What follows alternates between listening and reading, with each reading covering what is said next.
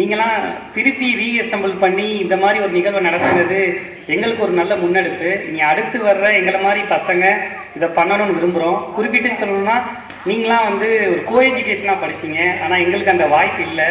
நாங்களாம் அதுக்கு அடுத்து வந்த செட்டுன்றனால எங்களுக்கு அந்த வாய்ப்பு இல்லை. ஆனால் அங்கேருந்து எக்ஸாம் எழுதும்போது பிள்ளைங்க எல்லாருமே இங்கே படிப்போம்.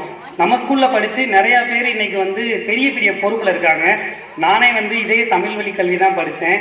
படித்து முடிச்சுட்டு இன்ஜினியரிங் முடித்தாலும் எனக்கு தமிழ் மேலே கொண்டு ஆர்வம்னால இன்றைக்கி இந்தியன் எக்ஸ்பிரஸ் தினமணி பத்திரிகை துறையில் கடந்த 10 வருஷமாக இருக்கேன்.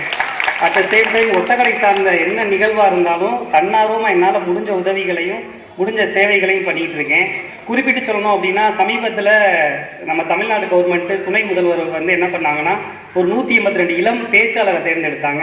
அதில் மதுரை மாவட்டத்தில், அதுவும் புறநகர் மாவட்டத்தில் நம்ம ஒன்றியத்தில் நான் ஒரு ஆள் தான் தேர்வாகிருக்கேன். அதுக்கு இந்த பள்ளி எனக்கு ரொம்ப முக்கியமான பள்ளி.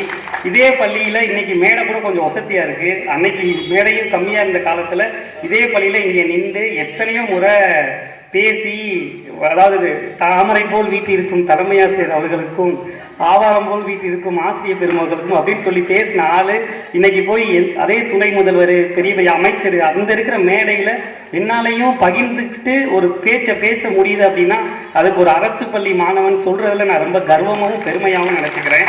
அதுவும் இனி வர்ற தலைமுறைக்கு நான் என்ன சொல்கிறேன் அப்படின்னா, நீங்கள் ஆங்கில வழி கல்வி படிங்க, ஹிந்தி மொழியை தேர்ந்தெடுங்க, நீங்கள் டெக்னிக்கலாக எவ்வளோ விஷயம் வேணாலும் போங்க, ஆனால் உங்கள்கிட்ட இருக்க தமிழை மட்டும் விட்டுறாதீங்க. நீங்கள் தமிழை விட விட உங்களுக்கான அடையாளம் மறுக்கப்படும்ன்றதை தொடர்ந்து நான் எல்லா இடத்துலையும் சொல்லிக்கிட்டு தான் இருக்கேன்.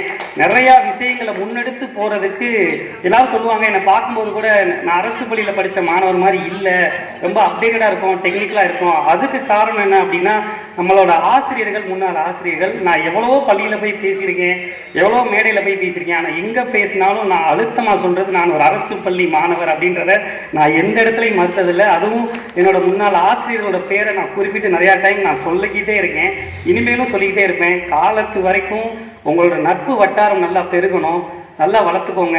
குறிப்பிட்டு சொல்லணும் அப்படின்னா நல்லா சொந்த சுருட்டாக இருங்க.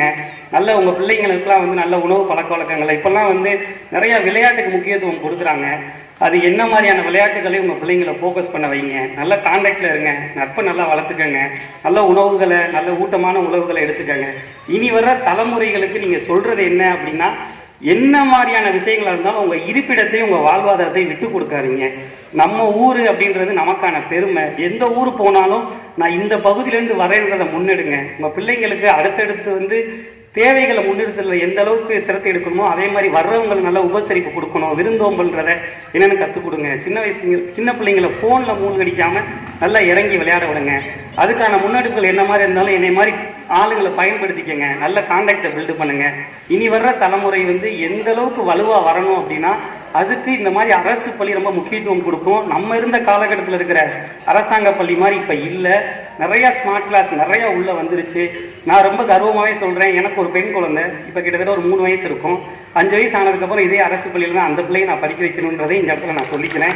அது ஒன்றும் ஒரு ஒப்பனைக்காக சொல்லலை. உண்மையிலே இந்த ஊர், இந்த பகுதி, நான் ஏன் இந்த ஊரில் இருக்கேன் அப்படின்னா இந்த ஊரில் தான் பிறந்தேன், இந்த ஊரில் தான் வளர்ந்தேன், இந்த ஊரில் தான் சாதிப்பேன்றதை நான் குறிப்பிட்டு சொல்கிறேன். அதனால் நீங்கள் யார்கிட்ட போனாலும் எதுக்கிட்ட போனாலும் இந்த நிகழ்வை இதோட விட்டுறாதீங்க. அடுத்தடுத்து